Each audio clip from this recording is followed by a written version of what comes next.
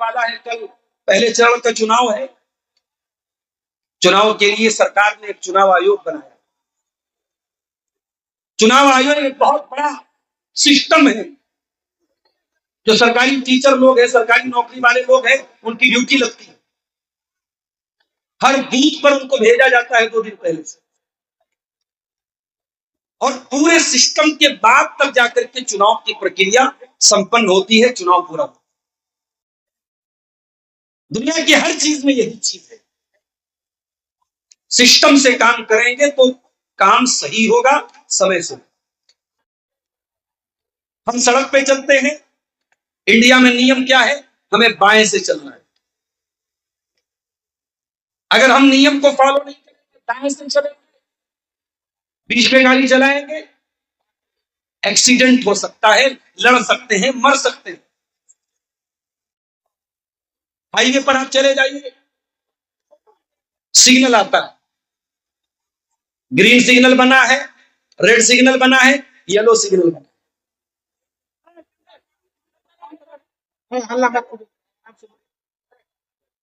गाड़ी हमारी बड़ी स्पीड में जा रही है, अचानक रेड सिग्नल आ गया। हमें अगर चालान से बचना है, हमें एक्सीडेंट से बचना है, तो हमें अपनी गाड़ी को ब्रेक मारना पड़ेगा, हमें गाड़ी को रोकना पड़ेगा। इसी चुनाव के माहौल में मैं कई मर्तबा पटना से बाई कार आया आपके इलाके में। रास्ते में पुलिस वाले टार्च लेके खड़े हैं, चुनाव वाले खड़े हैं। उनका काम क्या है? गाड़ी की तलाशी लेना। कहीं नोट की गड्डी तो नहीं जा रही है। गाड़ी डिग्गी खोलो, बैग खोलो, वो चेक कर। हमें जलसे में जाना है, लेट भी हो रहा है, मगर हमें इस नियम को फॉलो करना है।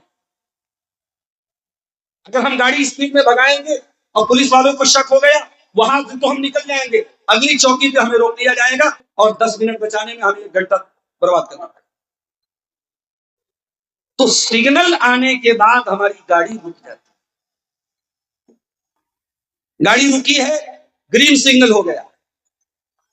अब ग्रीन सिग्नल के बाद अगर आपकी गाड़ी खड़ी रहेगी, पीछे से लोग हॉर्न बजाने लगे, भाई गाड़ी आगे बढ़ाओ, जाम लग रहा है, ट्रैफिक हो रहा है। जिंदगी गुजारने के लिए भी कोई नियम होना चाहिए।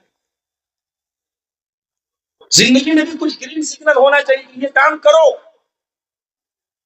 जिंदगी में कुछ रेड सिग्नल भी होना चाहिए कि ये काम मत करो। और जिंदगी गुजारने की इसी नियम को बताने के लिए अल्लाह ने दुनिया में नबियों को भेजा।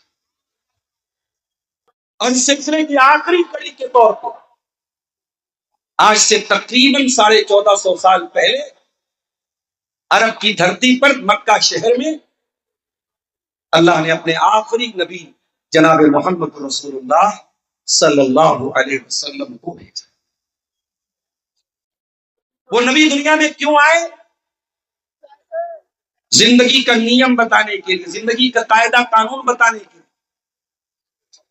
वल्लज़ी बाअस फिल उम्मिय्यीना रसूलन मिनहुम यतलू अलैहिम आयातिही व युज़क्कीहिम व युअल्लिमुहुमुल किताब वल हिकमा व इन कानू मिन क़ब्लु लफ़ी दलालिन मुबीन।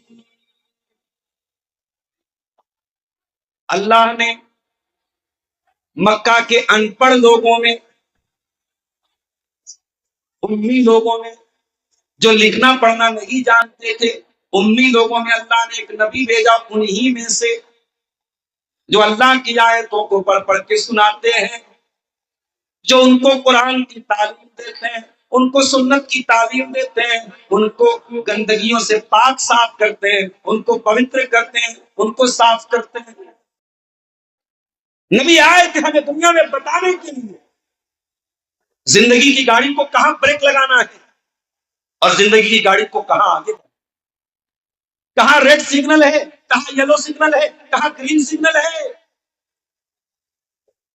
मगर माफ करना मेरे प्यारे से, दुनिया में हम गाड़ी चलाने में नियम को फॉलो न करें तो एक्सीडेंट हो जाएगा। और अगर हम शरीयत के बताए हुए कानून को फॉलो नहीं करेंगे तो हमारे साथ इतना बड़ा एक्सीडेंट होगा कि हम सोच नहीं सकते।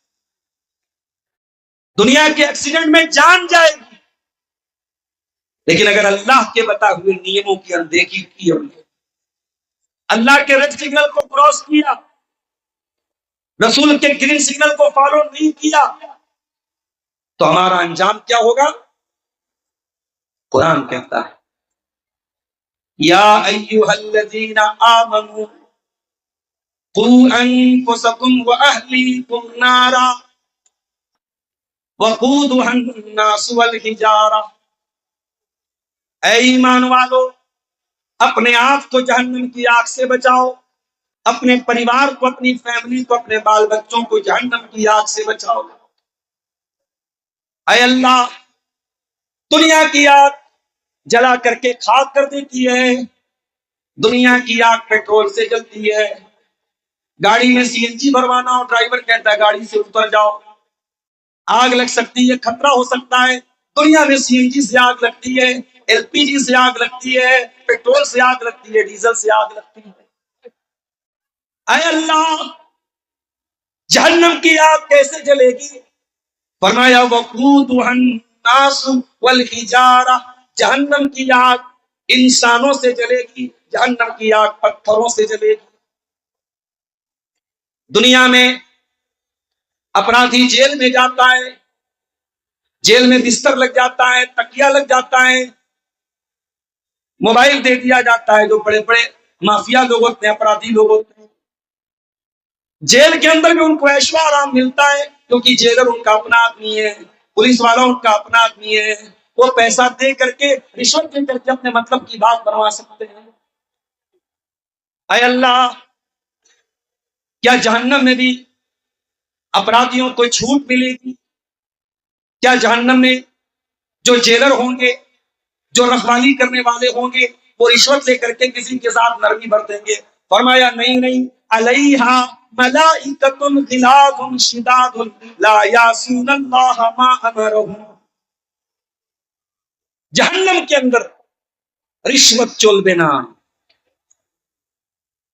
जहन्नम के अंदर सोर्स नहीं चलेगा, जहन्नम के अंदर किसी अपराधी को कोई छूट नहीं मिलेगी।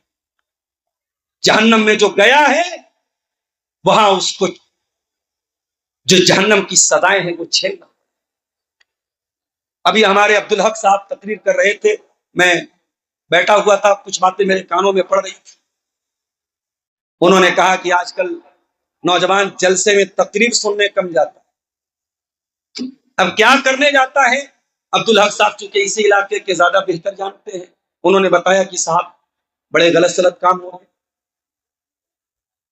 लेकिन आप गौर कीजिए कि आज हमारा नौजवान कहां कहां अपना टाइम पास कर, जलसे में आया है तकरीर सुनने के लिए, कोई बनारस से आया, कोई इटावा से आया, कोई किशनगंज से आया, कोई पूर्णिया से आया। उनके आने जाने का इंतजाम किया गया, उनको स्टेज पे बुलाया गया और ये बैठ करके वहां लड़कियों के और औरतों के जो है पिंडाल की तरफ ये टहल रहा है, घूम रहा है। कोई उधर मोबाइल लेके लगा है, कोई दुकान पे खड़ा है या खड़ी है। पूछो भाई ये क्या हो रहा है? तो एक जवाब मिलता है कि टाइम पास हो। नौजवान मोबाइल पर लगा है रात में 2-2 बजे तक, क्या कर रहे हो भाई? टाइम पास कर। अल्लाह, अगर तुम टाइम की कीमत समझ जाओ, समय का महत्व समझ जाओ, वक्त की कीमत समझ जाओ, 1 मिनट लेट होने से तुम्हारी ट्रेन छूट सकती है, 1 मिनट लेट होने से तुम्हारी फ्लाइट छूट सकती है। 1 मिनट भी जिंदगी में इतना अहम होता है मेरे प्यारे साथियों, और हम नहीं जानते। अभी आज दोपहर में बनारस से एक साहब का फोन आया, उनकी लड़की की शादी की 2 दिन पहले। उन्होंने कहा मौलाना आप आए नहीं शादी में? मैंने कहा भाई आपने दावत दी, आपका शुक्रिया, मगर हम लोगों के पैरों में पहिया लगा हुआ, जहां में अहले ईमा सूरत खुर्शीद जीते हैं, इधर डूबे उधर निकले, उधर डूबे इधर निकले। रात में मैं होता हूं आपके रोशना में, आपके मनिहारी में, आपके लाभा में, आपके प्राणपुर में, सुबह पटना में होता हूं 6 बजे, 8 बजे बनारस में होता हूं, मेरा कोई ठिकाना नहीं है मेरे भाई। मैंने कहा शादी में मेरी दुआएं आपके साथ हैं, मैं शादी में नहीं आ पाया। उन्होंने कहा मौलाना एक बात आपसे कहना चाहता हूं। मैंने कहा क्या बात है बताइए। कहा अभी तक मैंने किसी को नहीं बताया। मैंने कहा क्या बात है भाई, हमारे बड़े खास हैं। कहा मौलाना मुझे खतरनाक बीमारी हुई। मैंने कहा क्या हो गया। कहा कि कैंसर की बीमारी। मैंने कहा कंफर्म हो गया। कहा कंफर्म हो गया। मैंने कहा कहां हुआ है। कहा खाने की नली में हुआ। खाना खा रहा हूं, गलत के नीचे नहीं होता पड़ा। अल्लाह अकबर। 2 दिन पहले एक आदमी लड़की की शादी करता, 1000 लोगों को खाना खिलाता है, धूमधाम से शादी कर रहा है, और 2 दिन के बाद उसको फोन करके कह रहे मौलाना दुआ कीजिएगा मुझे कैंसर हो। आदमी बुलबुला है पानी का, क्या भरोसा है जिंदगी। 2025 की नवंबर की आज की तारीख में आप यहां बैठे हैं 5 तारीख को। कोई गारंटी है कि आप अगले साल नवंबर में 2026 में जिंदा होंगे, आप या मैं? कोई गारंटी नहीं। मैंने तो 2025 की जगह 2026 कह दिया। अरे हम तो ये भी गारंटी नहीं ले सकते कि 5 नवंबर की रात में जलसा हो रहा है, हम 6 नवंबर की सुबह में जिंदा रहेंगे या नहीं। अल्लाह के प्यारे नबी अपने साहबी अब्दुल्ला इब्न उमर से कहते हैं कंधा पकड़ के, कुन फी दुनिया कअन्नका गरीब। ऐ अब्दुल्ला, दुनिया में उस तरीके से जिंदगी गुजारना जैसे परदेसी जिंदगी गुजारता है।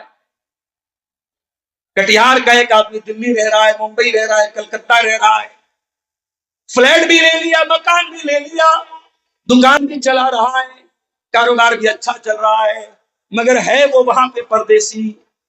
उसको अपना वतन जरूर याद आता है, अपना गांव जरूर याद आता है, अपने माँ बाप जरूर याद आते हैं, अपना खेत खलिहान जरूर याद आता है। अल्लाह के नबी ने फरमाया कुन फी दुनिया कअन्नका गरीब। ऐ अब्दुल्ला, दुनिया में इस तरीके से जिंदगी गुजारो जैसे परदेसी जिंदगी गुजारता है। दुनिया से दिल न लगाओ। जगह जी लगाने की दुनिया नहीं है, ये इबरत की जा है, तमाशा नहीं है। ये इबरत की जगह है। यहां टाइम पास कर रहे हो, बहुत भारी पड़ेगा, बहुत भारी पड़ेगा। कयामत के दिन जब अल्लाह जन्नत और जहन्नम का फैसला करेगा, और जन्नती जन्नत में जाएंगे, जहन्नमी जहन्नम में जाएंगे, तो जहन्नमी जहन्नम में जाने के बाद शोर करेंगे, चिल्लाएंगे, चीखेंगे। क्या बोलेंगे? वहुम यस्तरिकून फीहा रब्बना अखरिजना मिनहा नअमल सालिहन गैरल्लज़ी कुन्ना नअमल। जहन्नमी बोलेंगे ऐ अल्लाह, एक बार तो हमको जहन्नम से निकाल दे, हम वादा करते हैं अब वो पाप नहीं करेंगे जो दुनिया में करते चले आए। अब तेरे रेड सिग्नल पर गाड़ी को आगे नहीं बढ़ाएंगे, तेरे ग्रीन सिग्नल पर गाड़ी को ब्रेक नहीं लगाएंगे, तेरे सिग्नल को फॉलो करेंगे, तेरे नियम को फॉलो करेंगे, पाप नहीं करेंगे, गुनाह नहीं करेंगे। अल्लाह ताला क्या बोलेगा? अवलम नुअम्मिरकुम मा यतज़क्करु फीहि मन तज़क्कर। ऐ मेरे बंदो, आपको पूरा समय दिया गया, जवानी मिली, बुढ़ापा मिला, 50 साल के हुए, 60 साल के हुए, 70 साल के हुए, आपका समय शेष हो गया, आपका समय समाप्त हो गया, आपका वक्त खत्म हो गया। अब आपको समय नहीं मिलेगा। जितना समय मिलना था, जितना जीवन मिलना था, जितना वक्त मिलना था दुनिया में आप पा चुके। अब यहां कोई समय आपको नहीं मिलेगा। अब यहां आपको जहन्नम में जलना है तो जलना है, जाना है तो जाना। मेरे प्यारे साथियों, आइए, बहुत लंबी तकरीर आपके सामने नहीं करना। कुरान खोलते हैं और कुरान से पूछते हैं कि तू बता, जिंदगी में ग्रीन सिग्नल कहां है और रेड सिग्नल कहां है? है कुरान, तू बता हमें क्या करना है क्या नहीं करना है। कुरान बहुत सारी बातें बताता है, एक तकरीर में पूरा नहीं हो पाएगा। कुछ मोटी मोटी बातें, कुछ बड़े बड़े सिग्नल जो कुरान हमें ग्रीन सिग्नल देता है, कुरान हमें रेड सिग्नल देता है, वो दोनों मैं आपको बताऊंगा इनसे। कुरान का पहला पारा खोलो, कुरान कहता है अलिफ लाम मीम ज़ालिकल किताबु ला रैब फीह हुदल लिल मुत्तकीन अल्लज़ीना युमिनूना बिल गैब व युकीमूनस सलाह। कुरान किसके लिए हिदायत है? कुरान मुत्तकियों के लिए हिदायत है। अय अल्लाह, मुत्तकी कौन है? फरमाया मुत्तकी की एक पहचान ये है व युकीमूनस सलाह, वो नमाज कायम करते हैं। अय अल्लाह, मैं तो बड़ा व्यस्त इंसान हूं, बहुत बिजी हूं, मुझे दुकान भी देखना है, बिजनेस भी करना है, सरकारी जॉब में भी हूं, क्या मुझको भी नमाज पढ़ना है? अल्लाह कुरान में कहता है इन्नस सलाता कानत अलल मुमिनीना किताबम मौकूता। ऐ मेरे बंदे, तू बिजनेस करे चाहे नौकरी करे, तू बिहार के गांव में हो या मुंबई और दिल्ली जैसे शहर में हो, तू जहां पर भी हो तुझको नमाज पढ़ना है। अय अल्लाह, मैं तो उत्तर प्रदेश का रहने वाला हूं, दूसरे स्टेट में आया हूं, क्या यहां पर भी मुझे नमाज पढ़नी है? लैसा अलैकुम जुनाहुन अन तक़सुरू मिनस सलाह। सफर की हालत में तुम कसर करके नमाज पढ़ोगे, 4 रकात वाली नमाज को 2 पढ़ोगे, सुन्नतें नहीं पढ़ोगे फजर के अलावा, लेकिन पढ़ना है तुमको नमाज। अय अल्लाह, किबला नहीं समझ में आ रहा है,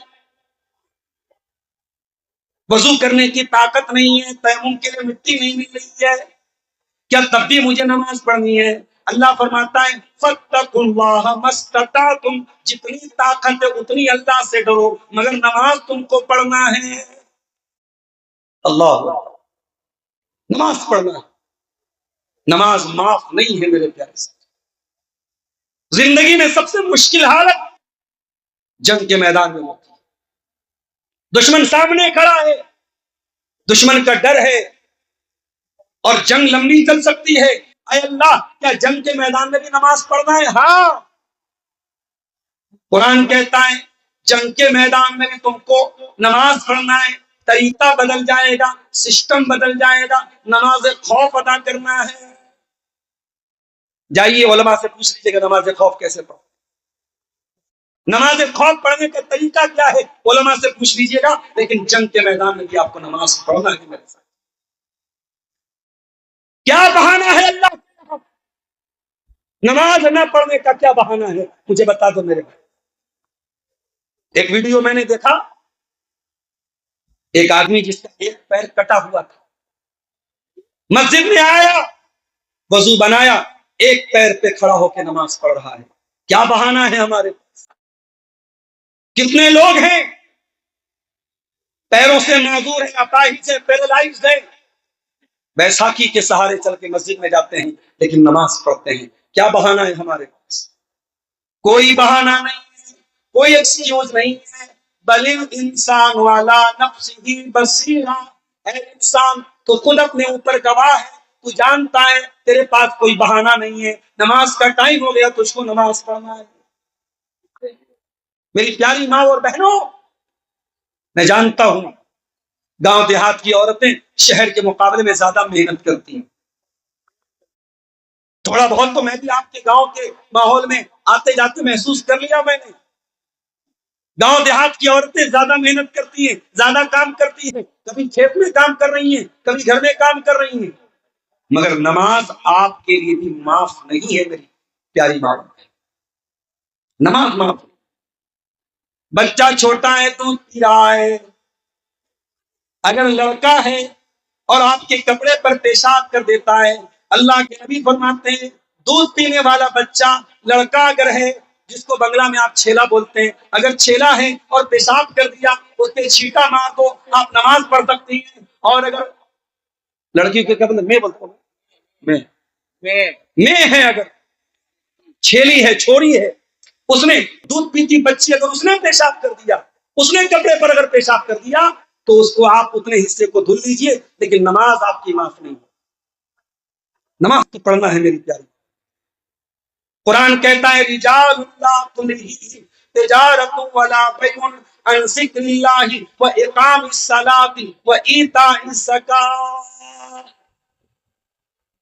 मेरे नेक बंदे वो होते हैं, कारोबार भी करते हैं, बिजनेसमैन भी होते हैं, उनके पास कारोबार भी है, लेकिन नमाज से उनका कारोबार उनको रोकता नहीं, कारोबार उनको नमाज से गाफिल नहीं करता। एक मर्तबा हजरत आयशा नमाज पढ़ रही, कौन सी नमाज पढ़ रही थी? चाश्त की नमाज। चाश्त की नमाज जानते हैं आपको? बहुत सारे लोग नहीं जानते हैं। एक नफली नमाज है, पढ़ोगे तो सवाब है, नहीं पढ़ोगे तो कोई गुनाह की बात नहीं। 2 रकात भी पढ़ सकते हैं, 4 रकात भी पढ़ सकते हैं। कब पढ़ते हैं इसको? कौन पढ़? सूरज के निकलने के बाद। सूरज निकल गया, बुलंद हो गया, 15-20 मिनट के बाद आप चाश्त की नमाज पढ़ सकते हैं। एक समय तो वो है। दूसरा समय सुबह 10-11 बजे जब अच्छी खासी धूप निकल गई हो, उस टाइम भी आप इस नमाज को पढ़ सकते हैं। इसको चाश्त की नमाज भी बोलते हैं, इसको इशराक की नमाज भी बोलते हैं, इसको अव्वाबीन की नमाज भी बोलते हैं। बहुत सवाब है इसका। अगर आपने 2 रकात नमाज पढ़ी चाश्त की, तो बदन में जितने जोड़ हैं, हर जोड़ की तरफ से दान हो जाएगा, हर जोड़ की तरफ से अल्लाह की राह में सदका हो जाएगा।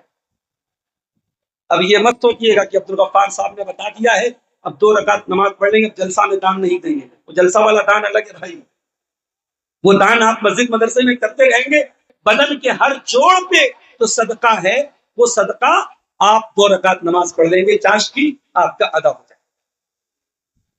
हजरत आयशा चाश्त की नमाज पढ़ रही है। मेरी कितनी प्यारी माए बहने हैं जो जानती भी नहीं होगी कि चाश्त की भी कोई नमाज होती है। हजरत आयशा चाश्त की नमाज पढ़ रही है। उनका भतीजा, उनके भाई का बेटा, जिसका नाम कासिम बिन मोहम्मद था, अपनी फूफी से मिलने के लिए आया।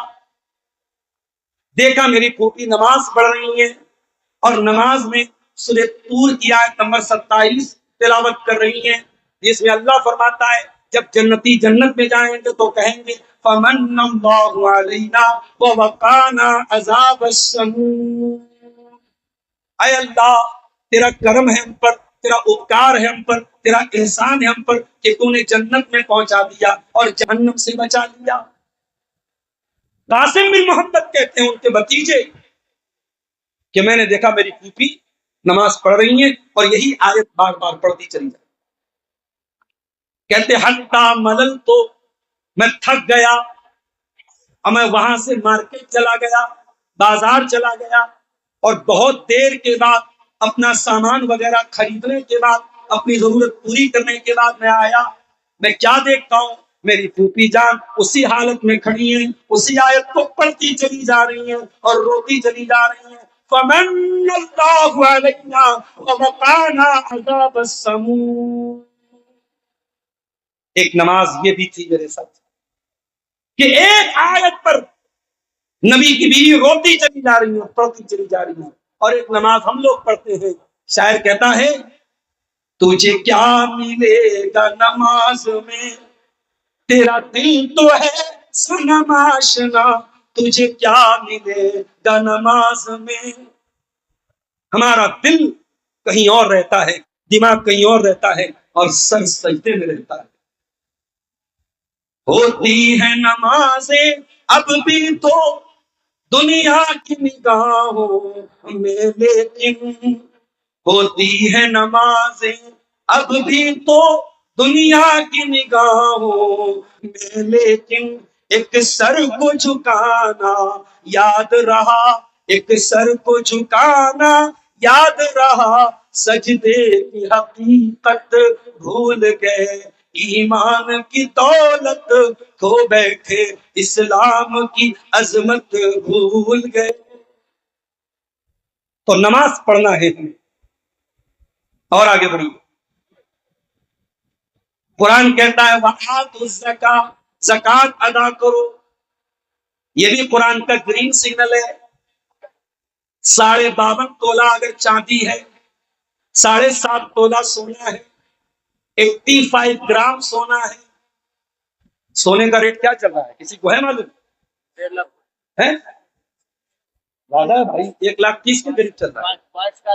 30 हो गया था, अभी कुछ कम हो गया, 1,20,000 के करीब चल रहा है। 1,18,000। देखिए हमारे ज़ियाउल भाई सोना चांदी का ज्यादा लेन देन करते हैं, इनको मालूम है।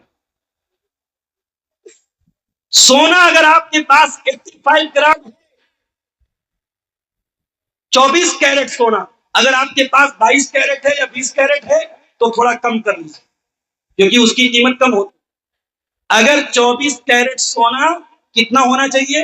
85 ग्राम, 85 ग्राम या उससे ज्यादा, तो आपको ज़कात देना पड़ेगा, अनिवार्य है, कंपलसरी है, जरूरी है।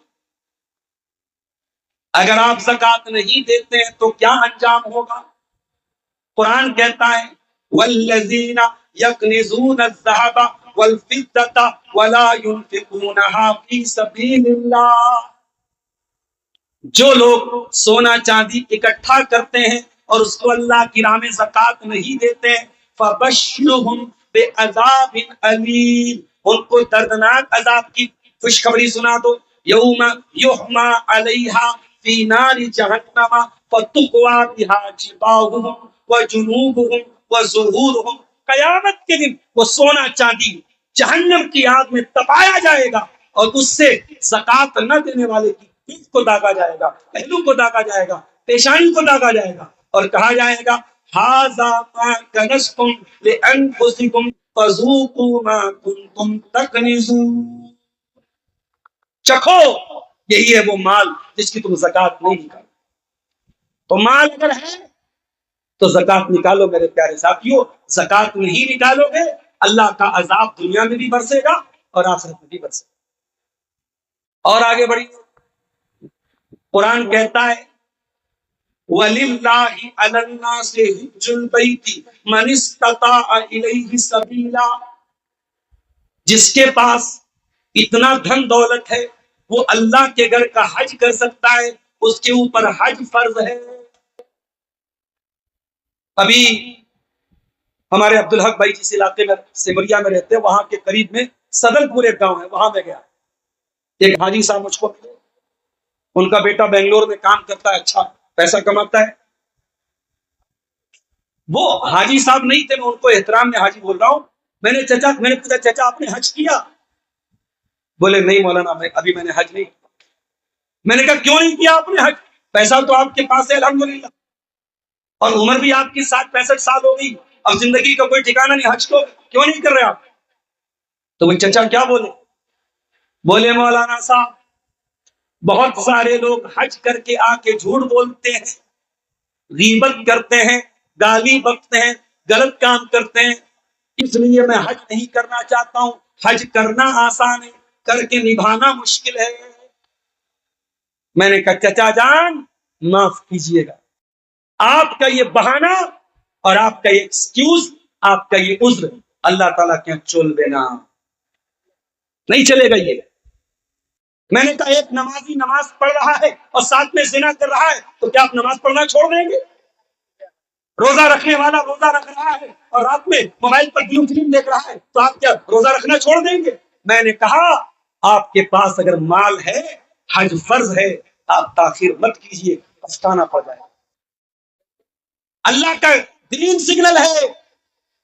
बरनाती के मेरे वो भाइयों और आसपास से आए हुए मेरे भाइयों और बहनों, अगर अल्लाह ने आपको इतनी दौलत दी है कि आप हज कर सकते हैं, आजकल एक आदमी के हज पे तकरीबन 4 लाख रुपए खर्च आ रहे हैं, यानी अगर मियाँ बीवी हज करने जा रहे हैं 8 लाख रुपए चाहिए। अगर आपको अल्लाह ने इतना नवाजा है कि आप अपने बाल बच्चों को खिला के पिला के आप 8 लाख रुपया आसानी से इंतजाम करके हज कर सकते हैं, तो हज फर्ज है। आप देर न कीजिए, आप ताखिर न कीजिए, आप जल्दी कीजिए, मौत का कोई भरोसा नहीं है मेरे पास। तो ये शरीयत का ग्रीन सिग्नल है। नमाज का टाइम हुआ, नमाज पढ़ो, रमजान का महीना आया, रोजा रखो, माल के ऊपर ज़कात फर्ज है, ज़कात दो, हज करने की ताकत है, हज करो। एक और ग्रीन सिग्नल बताता हूं शरीयत का। आप ईमान लाए, मुसलमान हैं आप, अब इस इस्लाम पर कायम भी रहना है, इस्लाम को छोड़ना नहीं।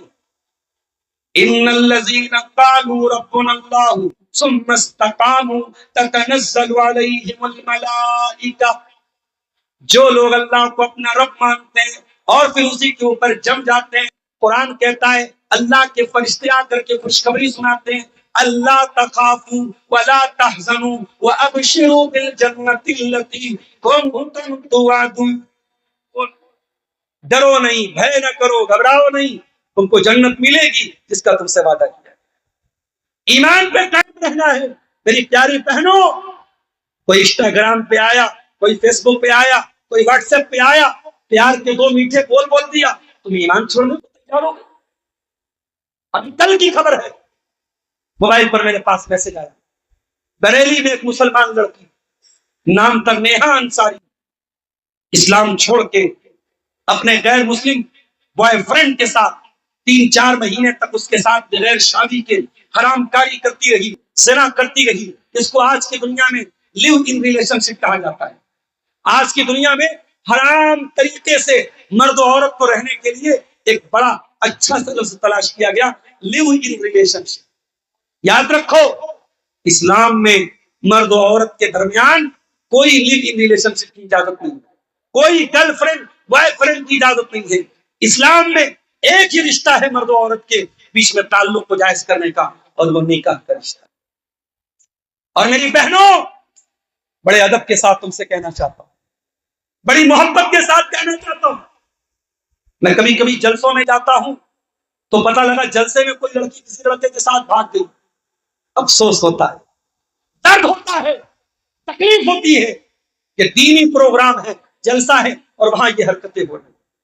मैं बड़े साफ अल्फाज में अपनी जवान बहनों से कहना चाहता हूं, जो लड़का तुमसे मोहब्बत का इकरार कर रहा है, इंस्टाग्राम पे तुमको मैसेज भेज रहा है, व्हाट्सएप पे मैसेज भेज रहा है, फेसबुक पे मैसेज भेज रहा है, अगर वो तुमसे सच्चा प्यार करता है तो वो ज़िना करके तुमको जहन्नम में लेके नहीं जाएगा, वो निकाह करके जन्नत का हम सफर बनाए। तुम नौकरानी नहीं हो, तुम महारानी हो, और महारानी से मिलने के लिए महारानी के पिए से मिलना पड़ता है, महारानी के गार्ड से मिलना पड़ता है। इस्लाम की नजर में औरत महारानी है, और महारानी का पिए कौन है? उसका बाप है, उसका भाई है, उसका गार्जियन है। आप से अगर कोई लड़का ये इकरार कर रहा है कि मैं तुमसे बहुत मोहब्बत करता हूं, तो प्रॉपर चैनल से आओ, सही रास्ते से आओ, मेरे वालिद के जरिए निकाह का पैगाम भेजो। मेरे वालिद तैयार है, मेरे गार्जियन तैयार है, मैं निकाह करके हलाल रिश्ते में तेरे साथ आऊंगी, मैं ज़िना करके हराम रास्ते से तेरे पास आके जहन्नम में तेरे साथ नहीं जाऊंगा। ये तय कर लो मेरी बहन, और ये बात याद रखो, शैतान का पुराना फार्मूला है, खराब माल को अच्छी पैकिंग में पैक करके शैतान पेश करता है।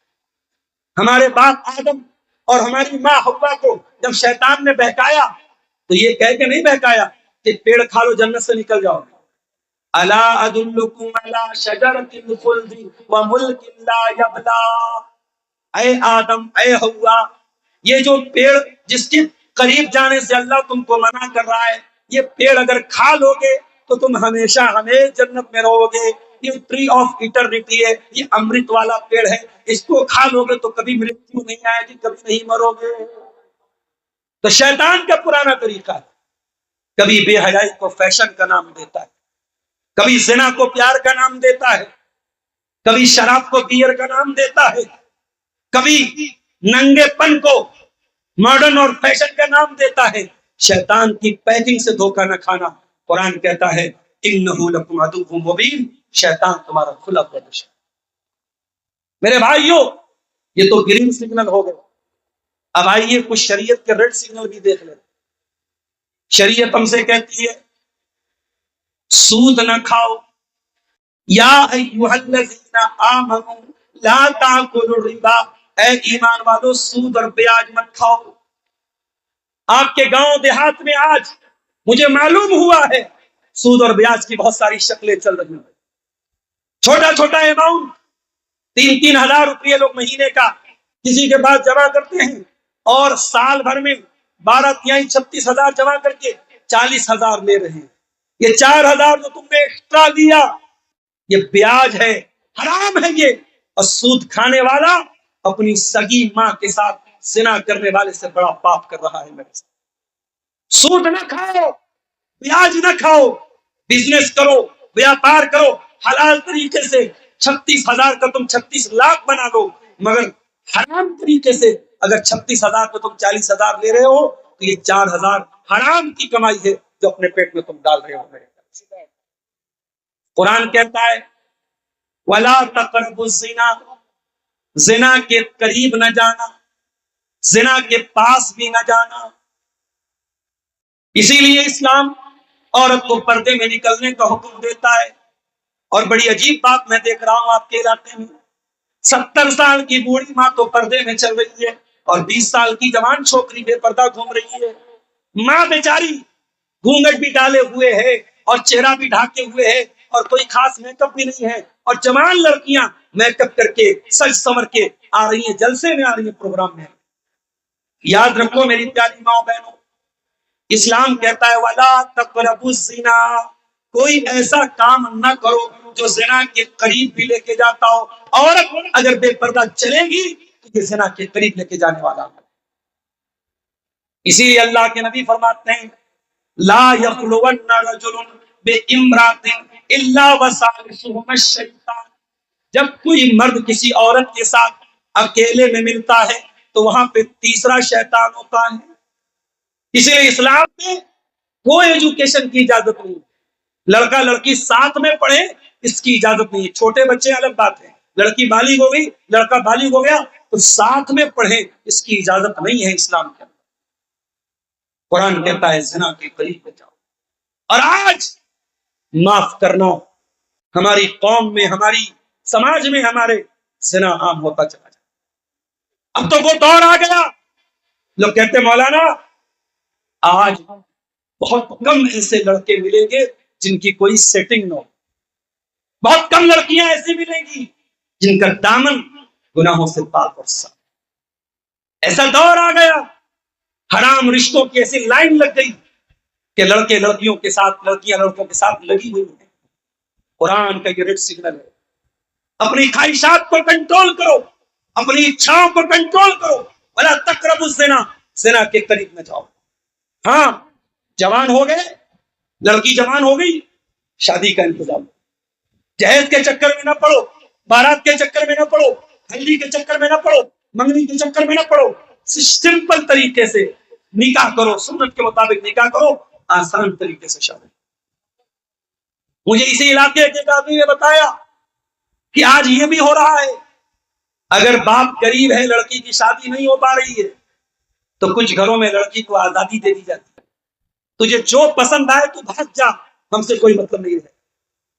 ऐसा भी हो रहा है कि समाज में ये बेगैरती आ रही है कि लड़की के बाप को कोई फर्क नहीं पड़ता हमारी लड़की कहां जा रही है। गैरतमंद बनो मेरे भाइयों। बेगैरती और बेहयाई ये इस्लाम में शोभा नहीं देती है। इस्लाम का मानने वाला गैरतमंद होता है, इस्लाम का मानने वाला हयादार। इसी तरीके से कुरान का रेड सिग्नल है। कुरान कहता है या अय्युहल्लज़ीना आमनू इन्नमल खम्रु वल मैसिरु वल अंसाबु वल अज़लामु रिजसुम मिन अमलिश शैतान। शराब मत पियो, जुआ मत खेलो। नीतीश कुमार जी को कोई बता दे कि बिहार में शराबबंदी आज आपने कराई है, और पूरी दुनिया में शराबबंदी मेरे नबी ने 1400 साल पहले कराई, और आपको शराबबंदी का प्रचार करना पड़ रहा है, बड़े बड़े बैनर लगाने पड़ रहे हैं, और फिर भी इलीगल तरीके से बिहार में शराब बिक रही और पी जा रही है, और मुसलमान भी पी रहा है, गैर मुस्लिम भी पी रहा है। मगर मेरे नबी ने जब शराब को हराम किया था, मेरे नबी ने जब शराब को हराम किया था, कोई बैनर नहीं लगा, कोई लाउड स्पीकर लेके घूमा नहीं गया, कोई एडवर्टाइजमेंट नहीं हुआ। कुरान की आयत नबी ने पढ़ के सुना दी, कुरान की आयत नबी ने पढ़ के सुना दी, शराब हराम है। और सहाबा ने अपने बर्तनों तक को घर से निकाल दिया, और शराब की नदियां मदीना के अंदर गलियों में पानी की तरह शराब बहने लगी, सहाबा ने अपने घर से शराब निकाली। मुसलमान शराब पी रहा है। याद रखो मेरे भाई, तो शराब पिएगा वो ज़िना भी कर सकता है, वो अपनी बेटी को भी गलत तरीके से टच कर सकता है, अपनी मां पर भी गलत नजर उठा सकता है। इसलिए शराब को उम्मुल खबाइस कहा गया, तमाम बुराइयों की जड़ कहा गया। इसलिए कुरान का ये रेड सिग्नल है, शराब मत पियो, शराब के करीब मत जाओ। अगर कामयाब होना है तो शराब मत। इसी तरीके से कुरान का रेड सिग्नल, वला तुसइर खद्दका लिन्नास वला तमशि फिल अर्ज़ि मरहा, लोगों से गाल फुला करके न मिलाकर, जमीन में अकड़ करके न चलाकर। अहंकार नहीं होना चाहिए, गुरूर नहीं होना चाहिए। अगर आपको कोई ओहदा मिल जाए, कोई कुर्सी मिल जाए, कोई पावर मिल जाए, तो हजरत उमर को याद कर लें। हजरत उमर से बड़ा पावर तो नहीं आपके पास। हजरत उमर 22 लाख स्क्वायर मील के दायरे पर हुकूमत कर रहे। यहाँ एक मामूली सा विधायक हो जाता है, सांसद हो जाता है, चेयरमैन हो जाता है, छोटी मोटी कुर्सी पा लेता है, तो उसके जो है उसका लहजा बदल जाता है, उसका लहजा बदल जाता है। जो खानदानी रईस है, मिजाज रखते हैं नर्म अपना, तुम्हारा लहजा बता रहा है तुम्हारी दौलत नहीं। जरा सी दौलत मिल जाए, जरा सा पैसा आ जाए, जरा सी कुर्सी आ जाए, तो लहजे बदल जाते हैं। हजरत उमर फारूक रज़ी अल्लाह तआला बैठे हुए हैं, अमीर उल मोमिनीन है, सारे मुसलमानों के खलीफा हैं। एक आदमी आता है और हजरत उमर के साथ बदतमीजी करता है, कहता है यब्नल खत्ताब इन्नका मा तातिना बिल जज़ल वला तहकुम बैनना बिल अदल। ऐ उमर, तू हमारे साथ अन्याय करता है, इंसाफ नहीं करता है। हजरत उमर गुस्से में लाल हो गए, चेहरा गुस्से से लाल हो गया, थर थर कांपने लगे गुस्से के मारे। उनके पास एक आदमी बैठा था, उसने कहा अल्लाह कुरान में कहता है उज़िल अफ़वा व अमुर बिल उर्फ़ि व आरिज़ अनिल जाहिलीन। अल्लाह कुरान में कह रहा है लोगों को माफ कर दिया करो, जाहिलों को दरगुजर कर दिया करो, इग्नोर कर दिया करो, नजरअंदाज कर दिया करो।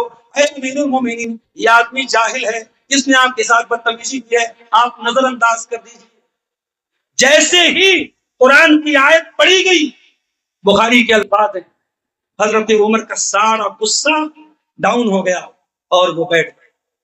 और अगला लफ्ज सुनिए हदीस का, वकाना वक्काफन इंदा किताबिल्लाह। हजरत उमर अल्लाह की किताब का जहां सिग्नल आता था, रेड सिग्नल आता था, वहां रुक जाते। हजरत उमर कुरान की आयत पढ़कर रुक जाते थे, अल्लाह के रेड सिग्नल को कभी क्रॉस नहीं करते। अल्लाहु अकबर। मेरे भाइयों, अहंकार न करो, गुरूर न करो, मिट्टी से पैदा हुए हो, मिट्टी ही में मिल जाओगे। अल्लाह से दुआ है रब्बुल आलमीन हम सबको अहंकार से बचने की तौफीक अता फरमाए। अल्लाह हमारे दिलों में एक दूसरे के लिए अगर शिकवे शिकायतें हैं, अगर नफरतें हैं, अल्लाह उसको दूर फरमाए। आखिर में वक्त मेरा पूरा हो गया है, जाते जाते मैं आप सबसे अपील करता हूँ कि आइए और मेरे हाथ पे इस मस्जिद के लिए, अल्लाह के इस घर के लिए आप जो भी दान दे सकते हैं, 1000, 500, 2000, 5000, वो आइए। मैं 5 मिनट आपके बीच में बैठूंगा, मैं फौरन पटना से गाड़ी लेके आया हूँ, मैं निकल जाऊंगा। बस 5 मिनट आप आइए और मेरे हाथ पे मैं सवाल का जवाब देने के बाद आपका जो दान है मस्जिद में वो दे करके और आपके हक में दुआ करके यहाँ से निकल जाऊंगा। सवाल आया है, सूडान में मुसलमान एक दूसरे पर जुल्म क्यों करते हैं? क्या इसकी पेशेनगोई अल्लाह के नबी ने की है और क्या ये कयामत की निशानी है? देखिए, सूडान का नाम लेके तो अल्लाह के नबी ने पेशेनगोई नहीं की, लेकिन अल्लाह के नबी की हदीस है कि मेरे बाद काफिर मत हो जाना, यज़रिब बाज़ुकुम रिक़ाब बाज़, मेरे बाद तुम काफिर मत हो जाना, एक दूसरे की गर्दन मत मारने लगना। इसका मतलब कि मुसलमानों के अंदर किसी दौर में ये चीज भी आएगी कि वो एक दूसरे की गर्दन मारेंगे, एक दूसरे पर अत्याचार करेंगे। हो सकता है कि आज जो हालात सूडान में है या दुनिया के किसी भी मुल्क में जहां मुसलमान पर अत्याचार कर रहा है, वो इस हदीस की रोशनी में वो भी कयामत की निशानी है। और हम अल्लाह से दुआ करते हैं अल्लाह ताला हमें इस्लामी भाईचारे के हिसाब से रहने की तौफीक अता फरमाए। और चाहे इलेक्शन का मामला हो, चाहे हिंदुस्तान में अपने हुकूक के लिए लड़ने का कोई भी मामला हो, अल्लाह हमें मुत्तहिद होकर के, एक होकर के, जो फैसला हमारी कौम के हक में बेहतर है, जो हमारे हिंदुस्तान के हक में बेहतर है, जो हमारे भारत के हक में बेहतर है, हमें उसके हिसाब से अपनी तरकीब बनाने की और अपनी जो है प्लानिंग करने की अल्लाह हम सबको तौफीक अता फरमाए। और चूंकि बिहार में कल वोटिंग है और 14 को रिजल्ट भी आने वाला है, मैं दुआ करता हूं अल्लाह आपके इस सूबे का इक़्तिदार और हुकूमत अमन पसंद, इंसानियत पसंद और उन लोगों के हाथ में दे जो अमन और शांति के साथ इस स्टेट को और इस मुल्क को आगे लेके जाएं। अल्लाह जालिमों के जुल्म से, शरीरों के शर से हम सब की हिफाजत फरमाए। मेरे प्यारे साथियों, आइए, वक्त पूरा हो गया है, मुझे ताखीर हो रही है, निकलना है। आप आइए और देर न कीजिए, आप इस मस्जिद के लिए थोड़ा बहुत जो भी दान दे सकते हैं, चंदा दे सकते हैं, अल्लाह की राह में दीजिए। अल्लाह के नबी की हदीस है, इत्तकुन्नार वलो बिशिक्कि तमरा, अल्लाह की राह में अगर एक खजूर का टुकड़ा भी तुम दे करके जहन्नम की आग से बच सकते हो तो अपने दामन को बचा लो। जज़ाकुमुल्लाहु खैरन। आ जाओ बेटा, आ जाओ। আপনারা তাড়াতাড়ি দিয়ে দেন, 10 মিনিটের মধ্যে আপনাদের কাছ থেকে চাঁদা নেবেন এবং পরবর্তী माशाअल्लाह। ইনশাআল্লাহ আজকে छोटे छोटे बच्चे आ रहे हैं, बड़ों से गुजारिश है, माँ बहनों से गुजारिश है, मैं ज्यादा देर आपके बीच में नहीं हूँ। आप इस जलसे में आए हैं और ये माइंड सेट बना के आए हैं कि हमें मस्जिद में दान देना है, आप देते हुए जाएं।